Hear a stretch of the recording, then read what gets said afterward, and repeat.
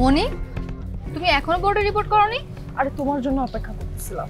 আমার প্র্যাকটিস আছে, তাছাড়া আমি বোর্ড সভাপতিকে যা বলার বলে দিয়েছি।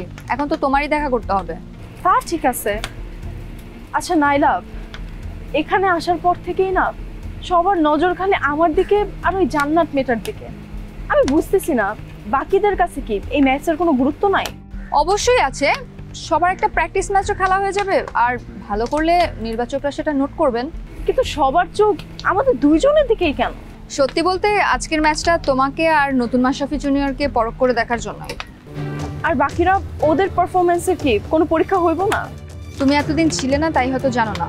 মনি, বিশ্বকাপ ম্যাচের সব পজিশনই ফিক্স হয়ে আছে, শুধু 7 নম্বরে নেওয়ার জন্য আমাদের একটা অলরাউন্ডার দরকার, আর সেটাই পূরণ করা হবে তোমাদের মধ্যে একজনকে দিয়ে। ও আচ্ছা, এই কথা। আচ্ছা নাইলা, তুমি তো দলের ক্যাপ্টেন, চাইলে তো তুমি একজনের বাছাই করে নিতে পারতা।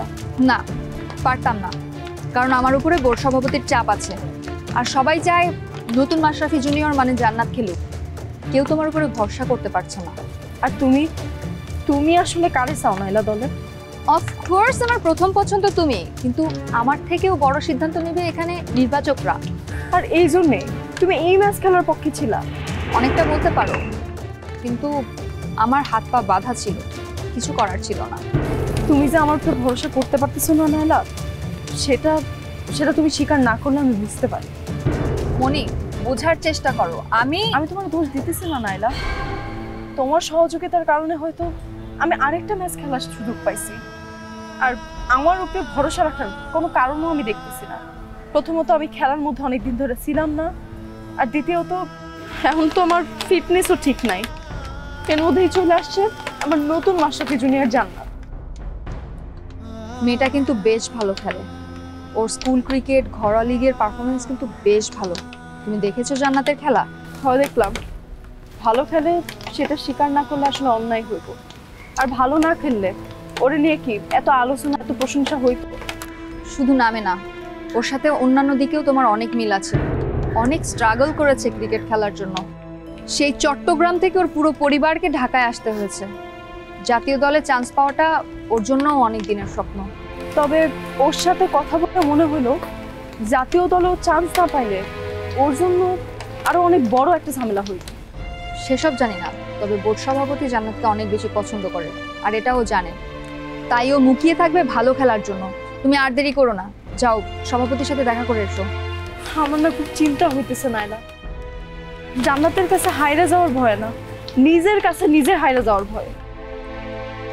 ভয় কাটিয়ে নাও মনি, মনে রেখো জান্নাত যতই ভালো খেলুক, আজকে ওর থেকে বেশি ভালো তোমাকে খেলতেই হবে। ছাপিয়ে যেতে হবে নতুন মাশরাফি জুনিয়রকে।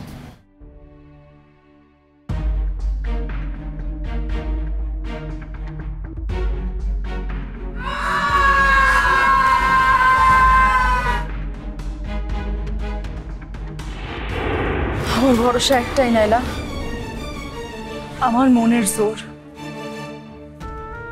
নিজের যোগ্যতার প্রমাণ দেওয়াটা আমার কাছে নতুন কিছু না, অনেকবারই দিয়ে আসছি আগে, কিন্তু আজকে আমার আবার দিতে হবে, আর আমি সেটা দিব। বেস্ট অফ লাক, যাও।